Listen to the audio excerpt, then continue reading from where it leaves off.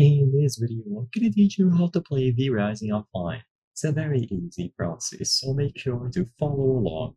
With the newest versions of V-Rising, you are now able to create a private game. It is going to work identically to a online play server, but you will be able to play by yourself. You can invite other people down the line if you prefer, or you can keep it as a fully solo experience. So open V-Rising, go over to play and choose private game. Host your own world where you may invite some kin. You can choose between the difficulties, so relaxed, normal, and brutal. Keep in mind that I'm not going to go over all of the differences here. I'm just going to keep this video simple and short. And the most important button by far is the game settings. There are a lot of settings to go over here. I think the most relevant one is this: only solo play. Toggle if this world should only be for solo play. Now, as far as I know, if you toggle this option, you will not be able to change it down the line.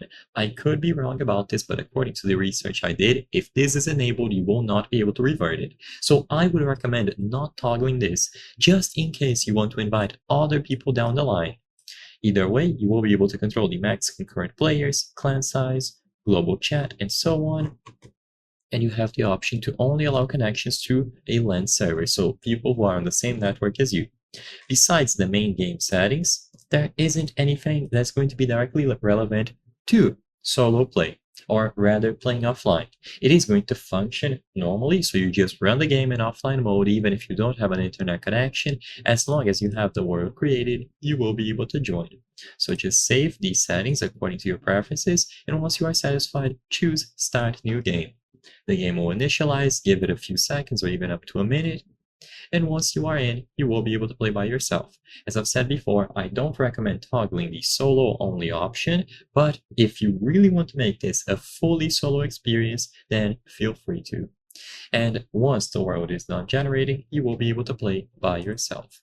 It is going to say server starting up, but like I said before, this is a solo game only for you. So I hope I was able to help you.